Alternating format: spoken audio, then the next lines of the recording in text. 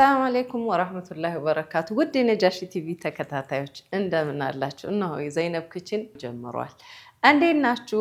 ሳምንታችንን ጠብቀን መተናል። ሀሳብ አስተያየታችሁን ስለሰጣችሁኝ፣ ስላመሰገናችሁኝ፣ ያልቻላችሁትን ነገር ስለጠየቃችሁኝ በጣም ደስ ብሎኛል። መልሼላችኋለሁኝ። አሁንም ምን ልስራላችሁ ብዬ ባልኳችሁ መሰረት ጌማት ስሪልኝ ብላችሁ ያላችሁኝ ሰዎች ዛሬ ጌማት ነው ምሰራላችሁ። በየሳምንቱ ቅዳሜ ምሽት 3 ሰዓት ላይ የሚቀርብላችሁ የዘይነብ ክችም እነሆ ጀምሯል።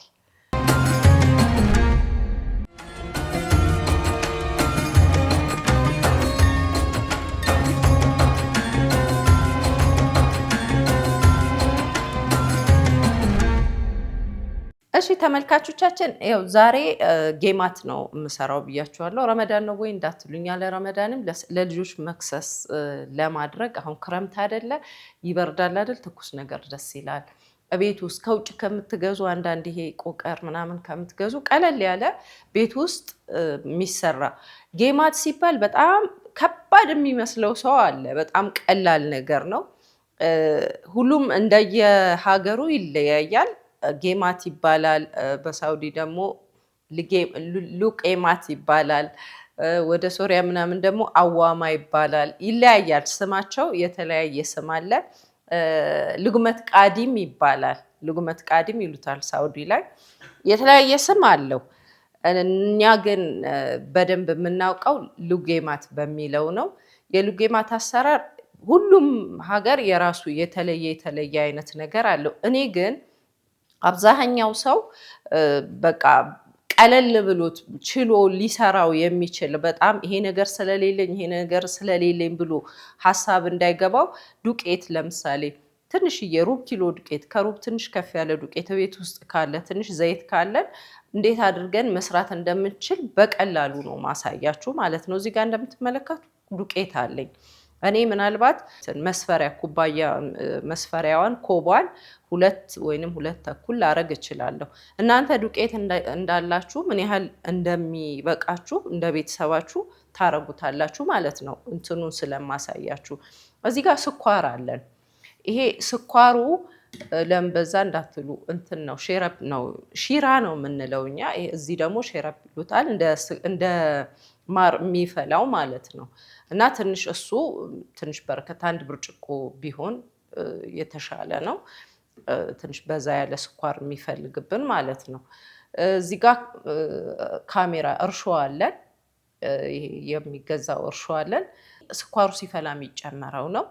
ጨው ያው ዱቄቱ ላይ ማረገው ነው። ሄል አለችኝ እዚህ ጋር ትንሽ ሄል፣ ይሄ ስኳሩን ሳፈላው ሄል አረግበታለሁ ለቃና ማለት ነው። ዘይትም እንጠብስበት ነው። እና ይሄ እነዚህ ግብአቶች በጣም ውድ ያልሆኑ ናቸው። በተለይ ከፈለጋችሁ እንቁላል መጨመር ትችላላችሁ። የበቆሎ ዱቄት ነሻም ይጨምራል፣ እርጎም ይጨምራል። እንደየፍላጎታችሁ ማድረግ ትችላላችሁ። እርጎም ካላችሁ ብትጨምሩበት ክርስፒ ያደርገዋል። ነሻም ይሄ የበቆሎ ዱቄት ደቃቁ ነሻው ኮርን ፍሎሩ እሱም ይጨምራል። ሁሉም ቦታ ላይ ኒዶም ይጨምራል። በወተት የሚያቦካ አለ።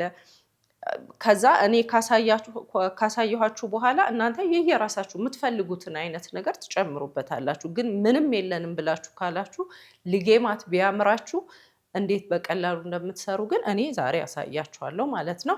ተመልካቾቻችን የግብአቱን ነግሬያችኋለሁ። ልኩን ለመንገር ስኳር ስናፈላ የሚያስፈልገን አሁን ለሼራፖ ስኳር ስናደርግ ለምሳሌ 1 ብርጭቆ ስኳር ከሆነ የምናፈላው 1 ብርጭቆ ውሃ ነው የምንጨምረው። እኩል ነው የሚደረገው። እኔ 1 ብርጭቆ ስኳር አድርጌ 1 ብርጭቆ ውሃ በቂ ነው። ከዛ እሱ ነው የሚፈላው። ከዛ በላይ አይጨምርም። 2 ብርጭቆ ካረጋችሁ 2 ብርጭቆ ውሃ ነው የምታደርጉት። ይሄ ሄሉ ስኳሩ ላይ ስታረጉት ያላችሁን፣ እኔ 3 ፍሬ ያለኝ 1 ፍሬም ላረገው እችላለሁ። መጠን እናንተ ጋር ሄል እንዳላችሁ። ሄልም ካሌለ ሻይ ቅመምም በተን ማድረግ ይቻላል። ትንሽዬ በሻይ ማንኪያ ጫፏ ላይ ትንሽ ሩብ የምታክል ለጣዕም በተን ታረጉበታላችሁ። ሎሚ ግማሽ ሎሚ ይጨመቅበታል። ግማሹ ሎሚ ጭምቅ አድርጋችሁ ታረጋላችሁ። ስኳሩ ምን ይሆናል ሲፈላ ምንም ነገር ከሌለው ውሃ ብቻ ከሆነ ስኳሩ ተመልሶ ይረጋል፣ ከስር ይቀመጣል እና ሎሚው እንዳይረጋ ያደርገዋል። ስኳሩ ፈሳሽ እንደሆነ ማር እንደሆነ እንዲቆይ ያደርገዋል ማለት ነው። እና ሎሚው የግድ ነው። ይሄንን ስንሰራ ሎሚ ግድ ነው የምንጨምረው ማለት ነው። ዱቄቱ አሁን እኔ ሩብ ኪሎ ዱቄት ነው የምሰራው። ለሩብ ኪሎ ዱቄት አንድ የሻይ ማንኪያ አንድ የሾርባ ማንኪያ ከግማሽ እርሾ አረጋለሁ። ጨው ትንሽ ነው የማደርገው። ያው አንድ የሻይ ማንኪያ እንደ ጣዕሙ አረጋለሁ። ትንሽ ስኳር በቃ ይሄን ብቻ ነው የማደርገው። ውሃ መጠኑን ሊጡ ዱቄት አሁን አብዛኛውን ጊዜ ዱቄት ውሃ የሚወስድ ዱቄት አለ፣ ውሃ የማይወስድ ዱቄት አለ። ውሃ ለመለካት የዱቄታችሁ አይነት ወሳኝ ነው። ለምን ዱቄታችሁ እናንተ አንዳንድ ዱቄት በጣም ቶሎ ይቀልጣል፣ አንዳንድ ዱቄት ደግሞ ውሃ ስታረጉ እየጨመረ መሄድ አለ። ስለዚህ የዱቄታችሁን እንትን ይወስነዋል። እኔ ማሳያችሁ ምን ያህል ውፍረት መሆን አለበት የሚለውን ነው። እናንተ ደግሞ ውሃ አዘጋጅታችሁ ቀስ እያላችሁ እየጨመራችሁ ታረጉታላችሁ ማለት ነው። አሁን ወደ አሰራሩ እንግባ። የትም እንዳትሄዱ ጠብቁ።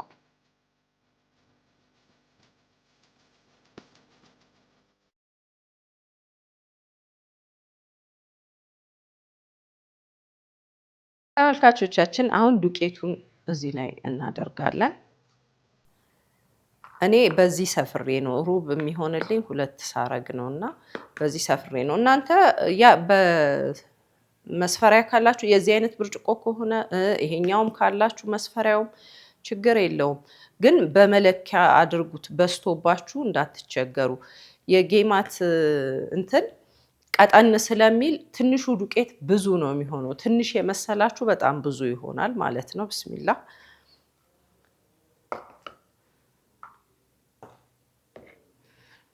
ይሄ ሩብ ይሆናል 2ቱ።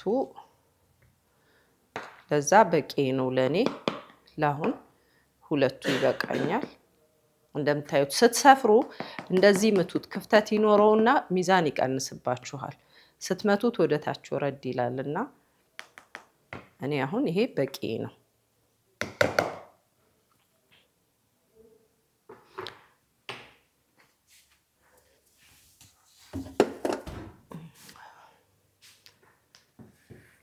ከዛ እርሾ ደግሞ አንድ ሙሉና ግማሽ አረጋለሁ። ቶሎ ኩፍ እንዲልልኝ ስለፈለኩ ነው። አንዳንድ ሰው ፒኪንግ ፓውደር ያደርጋል። ፒኪንግ ፓውደሩ ምን ይሆናል መሰላችሁ? የኬክ እንትን ይይዛል። እንደ ኬክ አይነት ይሆናል። ክሪስፒ አይሆንም። ጌማት ባህሪው ምንድነው? እንዲህ ክሪስፒ ሆኖ ቀሽ ቀሽ እያለ የሚበላ አይነት፣ ውስጡ ደግሞ እንዲህ ክፍትፍት ያለ መሆን ያለበት። ፒኪንግ ፓውደር ስናደርገው ምን ይሆናል መሰላችሁ? ጅብንያ የሚባል አለ። ልክ እንደ ጌማት አይነት እንደሱ አይነት ውስጡ እንደዚህ ዳቦ ነገር ውስጡ ይሄ እምቡጥ ይኖረዋል። ጌማት በባህሪው እምቡጥ የለውም፣ ክፍት ነገር ነው እና ስትበሉት ክሽክሽ የሚል ነገር ነው።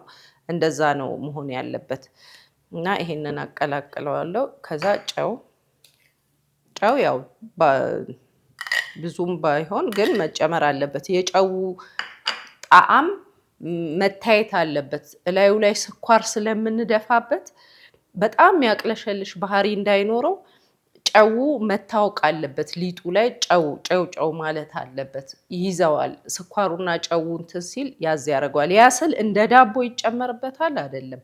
ከዛ 1 ማንኪያ ስኳር ይደረግበታል እዚህ ላይ ማለት ነው። በቃ ቦታችን እንዳይቆሽሽ እያጸዳን እኔ ውሃ ቦታው ያለሁበት ቦታ ቀዝቀዝ ያለች ስለሆነ ትንሽዬ ለብ አድርጌዋለሁኝ። በጣም ውሃው እንትን ያለ ባይሆን ጥሩ ነው። ምጭቅ እንዳያደርግብን ክሪስፒ እንዲሆንልን ውሃው መካከለኛ ሙቀት ላይ ያለ ቢሆን ጥሩ ነው። እና ብስሚላ ምንም አልጨመርኩኝም እንዳያችሁት፣ ስኳር፣ ጨው በቃ። ከዛ ቀጠን አድርገን እናቦከዋለን። እንደነገርኳችሁ ነው። ምርጫችሁ እናንተ ምን አይነት ይሄ ለየት ለማድረግ ከፈለጋችሁ የምትፈልጉትን መጨመር ትችላላችሁ። ኒዶም ካላችሁ መጨመር፣ በወተት ማብካት። ግን እኔ አሁን እንዲህ ትክክለኛውን ጌማት ይሄ የአረቡን አይነት ጌማት እንዲወጣ ከፈለጋችሁ ግን ምንም ሳጨምሩበት አሁን ዛፈራን ቢኖር ዛፈራን ይደረግበታል። ዛፈራኑ ነው ቴስት ይሰጠዋል። ዛፈራን የሆነ ደስ የሚል ቴስት ስለሚሰጠው ማለት ነው። ያው ዛፈራን ደግሞ እንደምታውቁት ውድ ነው እኛ ጋር ስለሌለ ኖርማል ይሄኛውን እንደዚህ አድርገን እንትን ሺራውን ወይም ሸረፑን በሄል እና በቀረፋ ካፈላ ነው ደስ የሚል ቃና ይዞ ይወጣል ማለት ነው እንጂ ምንም አይጨመርበትም አይደለም። ግን ይሄ ትክክለኛውን ክሪስፒውን ለማምጣት ግን ይሄ ይሻላል ስለሞከርኩት ነው።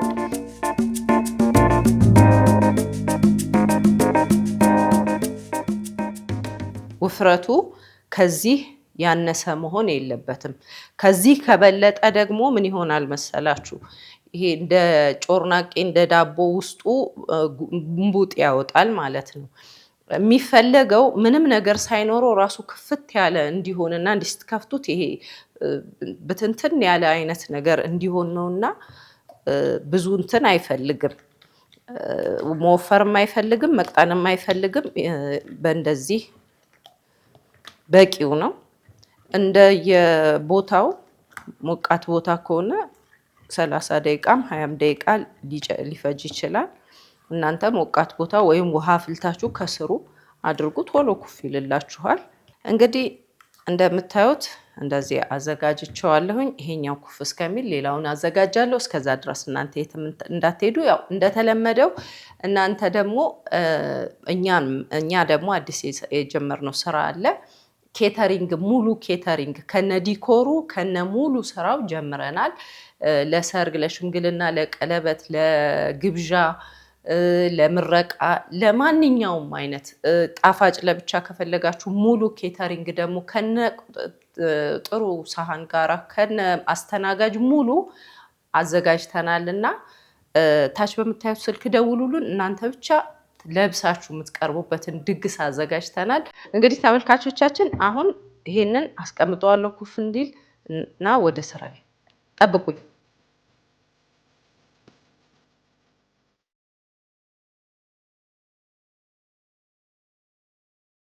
እንግዲህ ተመልካቾቻችን ተመልሰን መተናል። ሊጣችንን አስቀምጠነዋል። ኩፍ ይላል።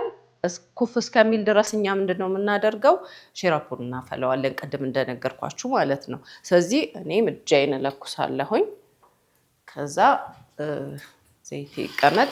እነዚህን እዚህ ጋር ስለምጠቀምባቸው እዚህ ጋር ስኳር በዚህ እኔ አንድ ነው ማረገው እና አንድ ስኳር አንድ ውሃ ነው ማደርገው።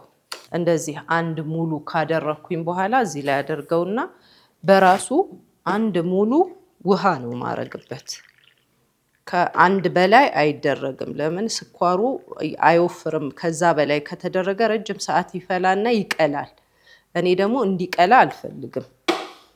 የምፈልገው ነጭ ስኳር ነውና እቺን ግማሽ ሎሚ እላዩ ላይ ጨምቅበታለሁ።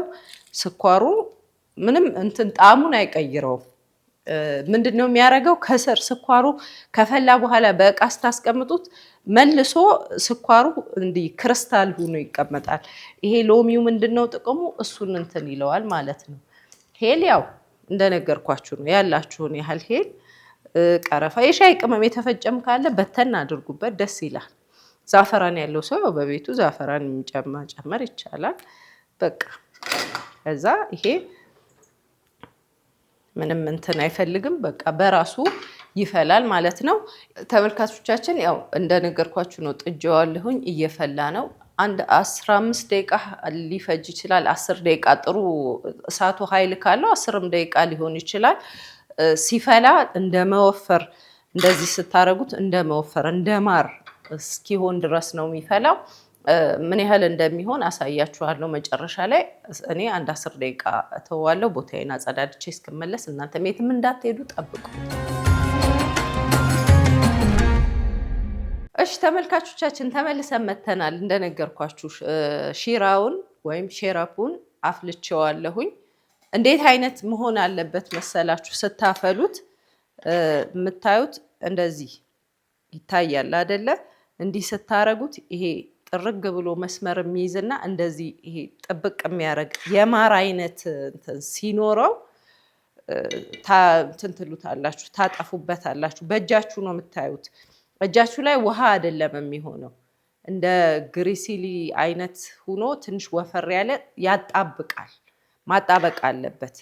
እንዲህ ስታረጉት ጥብቅ ማድረግ አለበት እና እንደዛ ሲሆን ይበቃዋል። ከዛ በላይ ከሆነ እንትን ይላል፣ ይሄ ግግር ይላል። ከዛም ደግሞ ከእንደዚህም ደግሞ ያነሰ ሲሆን ደግሞ ስታፈሱት እንትን ያደርገዋል። ምንድነው ውሃ ይሆናል፣ ቡክት ያደርገዋል። ይሄ ግን ሲቀዘቅዝ ማር ይሆናል። እንደ ማር በጣም ያልወፈረ በጣም ያልቀጠነ እላዩ ላይ ፍስስ ይደረጋል። ይሄ እስከሚቀዘቅዝልን ድረስ ደግሞ ሊጣችንን እናይና ዘይታችንን እናፈለዋለን። ዘይቱን አሁን እጥደዋለሁኝ። ይሄን ባነሳሁበት ዘይቱን እጥደዋለሁኝ። ዘይቱ መጋል አለበት፣ በደንብ መጋል አለበት። ለምን በጣም መቃጠል አይደለም ግን መጋል አለበት። ካልጋለ ዘይት ይመጥብናል። ዘይት እንዳይመጥብን ምንድን ነው የምናደርገው? ማጋል አለብን። አንድ ያህል ኩፍታው እስከሚመጣ ድረስ እኔ ዘይቴን እጥዳለሁ ማለት ነው። የትም እንዳትሄዱ ተከታተሉ። እንግዲህ እንደነገርኳችሁ ተመልካቾቻችን ዘይቴን ጥጄዋለሁኝ። ዘይት በደንብ ነው መጨመር ያለባችሁ። እኔ አሁን በዚህ 2 ነው የምጨምረው። ለምን ዘይቱ ትንሽ ከፍ ማለት አለበት። ጌማት ሲሰራ ትንሽ ወጪ የሚሆነው ዘይት ነው። ዘይትና ስኳሯ ናት፣ ሌላ ነገሩ አይደለም። ግን ዘይቱ ትንሽ ከፍ ካላለ መሬቱ እንትኑ ላይ ሊጡ መጥበሻውን ይነካውና አይን ያወጣል፣ ደብልብል ብሎ አይወጣም። ስለዚህ ዘይቱ የግድ ነው ትንሽ ከፍ ማለት አለበት። ሊጡን ማንሳፈፍ መቻል አለበት እና ስለዚህ እኔ እዚህ ላይ ተጨማሪ ዘይት እጨምርበታለሁ ማለት ነው። አሁን እንደነገርኳችሁ ነው 2ኛውን ዘይት መጨመር አለብኝ፣ 2 ብርጭቆ። አሁን ይሄኛውን በራሱ ብዙ አላረግበትም። በዚህ ልክ ከሆነ ግን ትንሽ ከፍ ካለ እንደ መጥበሻው ሙሉ ማድረግ ይቻላል። እናንተ ባላችሁ 2 ብርጭቆ ከሆነ ያላችሁ ሊጡን ታሳንሱታላችሁ፣ ብዙ አታደርጉም ማለት ነው። እንዳይጠባበቅም መጥበሻውንም እንዳይረግጠው ማለት ነው። ትንሽ ዘይት ያው የኢኮኖሚ ነገር ሌላ ነገር ትሰሩበታላችሁ በሚል ዘይቷ ላይ ትንሽ አለበት ማለት ነው። እናየዋለን። እሺ ተመልካቾቻችን ተመልሰን መተናል። ሊጣችን ኩፍ ብሏል፣ ዘይቱም ግሏል። ቀደምም አይታችኋል፣ ስኳሩ ፈልቷል። ጓንት ለምን ለበሽ ካላችሁ በእጄ ስለምሰራ ነው። አሁን አላቅበትም በእንትን። እናንተ በምን እንደምታውቁ መስራት ትችላላችሁ። ይሄኛው በዚህ ልክ ሆኗል። ከዚህ መቅጠን የለበትም። ኩፍታውንም እንዳያወርደው በጣም እና እዚች ጋር የምታዩት ማንኪያዋ እኔ የምጠቀምበት በዚህ ስለሆነ ውሃ አረግበታለሁኝ እዚህ ማንኪያው ላይ። ለምን መሰላችሁ? ይኸውላችሁ ብስሚላህ፣ ይሄው እኔ በዚህ ነው የምችለው። አያችሁ ዘይቱ ፈልቷል እና ዘይቱ መፍላቱ ትንሽ ዘይቱ ከፍ ማለቱ ሊጡን እንትን እንዲል አያረገውም ማለት ነው፣ እንዲወድቅ አያረገውም። እኔ በዚህ ነው እንደዚህ ማረገው። አንዳንድ ሰው በሃይላንድ ቀዶ ያረጋል፣ አንዳንድ ሰው በላስቲክ ያረጋል። ያው ሁሉም እንደ ልምዱ እንደ ሙያው ማረግ ይችላል። ለእኔ ግን ክብ የሚሆንልኝና ቆንጆ ሆኖ የሚወጣልኝ በዚህ መልኩ ነው። ለፍጥነትም ይሄ ነው የሚሻለኝ። ውሃ ውስጥ ስነክረው ሊጡ እዚህ ላይ አይቀርም። እንደሚመቻችሁ ሞክሩት። ይሄም ቆንጆ ቀላል ነው። ይሄን ይመስላል የዛሬ ልጌማታችን ማለት ነው።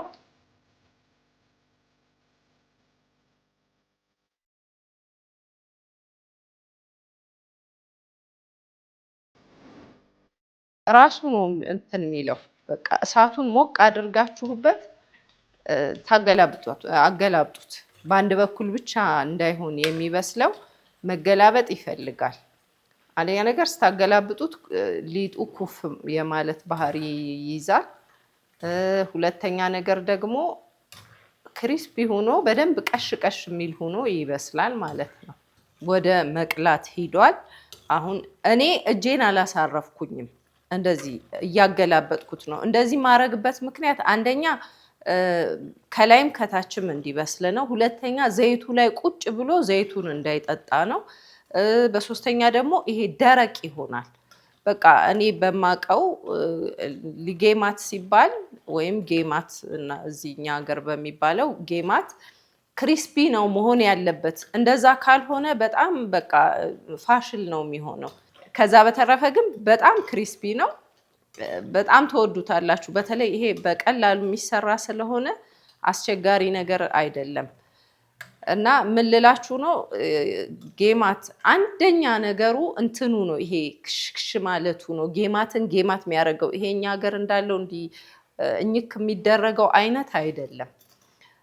በጣም እንትን ይሄ ልክ አሁን እኛ ሀገር እንጀራ አይን ያለው እንደሚባለው ሁሉ ጌማትም ልክ እንደዛው ነው። በቃ ከእንትኑ ከሊጡ ካቦካኩ ሳይሆን ይሄ እንዲቋቋ የሚለው ድምፁ መኖሩ ነው። ሲበላ ክሽ የሚለው ድምፁ ነው ወሳኙ ነገር። እና ምልላችሁ ነው ዘይቱ ሞቅ ያለ ከሆነ ከዛ እናንተ ከረጋችሁ በኋላ ደግሞ እንዲህ ካማሰላችሁት ያንን ይዘት ይይዝላችኋል ማለት ነው።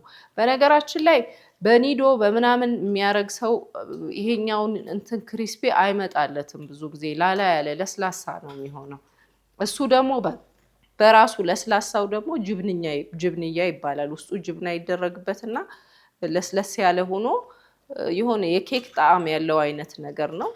እሱም ጅብንያ ይባላል። እንሻላ በሌላ ጊዜ ደግሞ ሌሎችንም አይነቶች እንደዚሁ ረመዳንም ባይሆን ለመክሰስ ለምናምን የሚሆናችሁን እሰራለሁኝ ማለት ነው። አሁን ወደ መቅላቱ ገብቷል። ላወጣው ነው። እኔ ዘይቱን እንዲያጠነፍፍልኝ በወንፊት ነገር አድርጌያለሁ። እናንተ ሶፍት ካላችሁ ዘይቱን እንዲያነሳላችሁ ብታረጉት ተመራጭ ያደርገዋል ማለት ነው።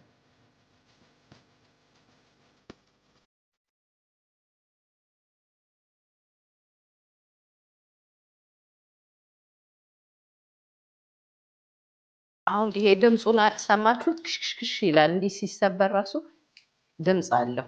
ያቃጥላል። አቃጠለኝና ነው። እና ይሄ ነው በቃ ቆንጆ። ከዛ እንደዚሁ እንዳለ ትኩሱ ላይ ቶሎ ማር ፍስስ ስታረጉበት ይሄ የተፈላው እንትን አለ አይደል?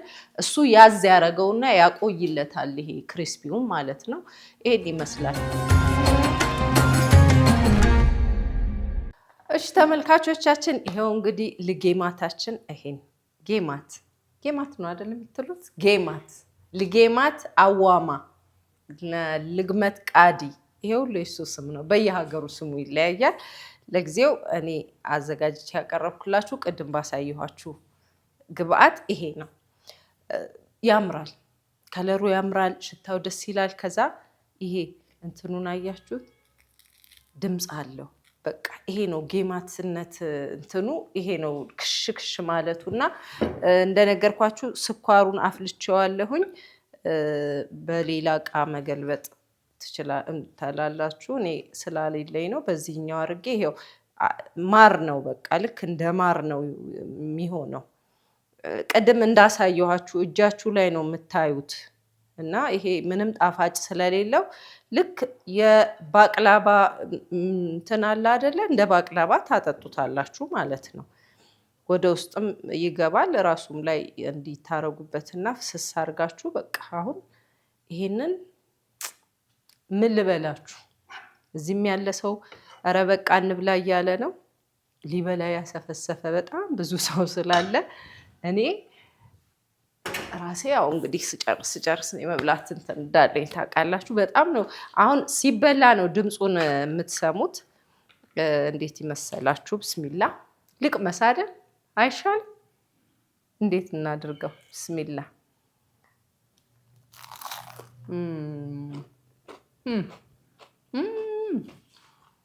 ወላሂ ይኸው። ከዛ ማሳያችሁ ውስጡ እንትን አይደለም፣ ቡክት ያለ አይደለም፣ ክፍትፍት ያለ ነገር ነው። እና ከዛ ሲበላ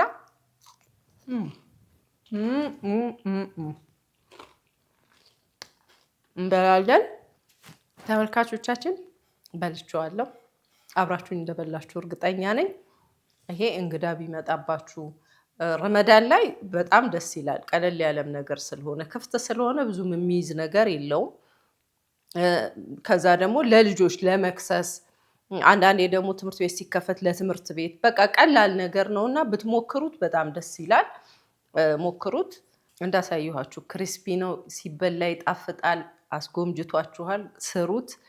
እንግዲህ እኔ ቀለል ባለ በቃ በቻልኩት ያክል ሁሉም ሰው ከባድ የመሰለውን ነገር እንዲሞክር ብዬ በጣም ቀለል ብሎ ኖርማል የሆነ ነገር መስራት እንደሚቻል ለማሳየት ነው የዘይነብ ክችብን ዓላማ። እኔ ይሄንን ዛሬ አዘጋጅቼ አቅርቤላችኋለሁ። የኔ የዛሬው ዝግጅታችን እዚህ ላይ ያበቃል። እኔ መብላቴን እቀጥላለሁ። በነገራችን ላይ እነዚህን ነገሮችና የተለያዩ ኬተሪንግ መማር ለምትፈልጉ ዘይነብ ክችን ያስተምራል። እዚህ ታች ባለው ስልክ ላይ ደውሉ። ኬተሪንግ ሙሉ ኬተሪንግ ጀምረናል። ሙሉ ትልልቅ ሰርግ ከነ ዲኮሩ ትልልቅ ዲኮሮችም ጭምር መስራት ጀምረናል። እናንተ ብቻ ደውሉ። እጃችሁን ታጥባችሁ የምትቀርቡበት ኬተሪንግ እናዘጋጃለን። ለዛሬ ያለኝ ይሄ ነው። ለሚቀጥለው ሳምንት እስከምንገናኝ ድረስ እኔ ዘይነብ ጀማል ነኝ። ማሰላማ። እኔ ልብላ።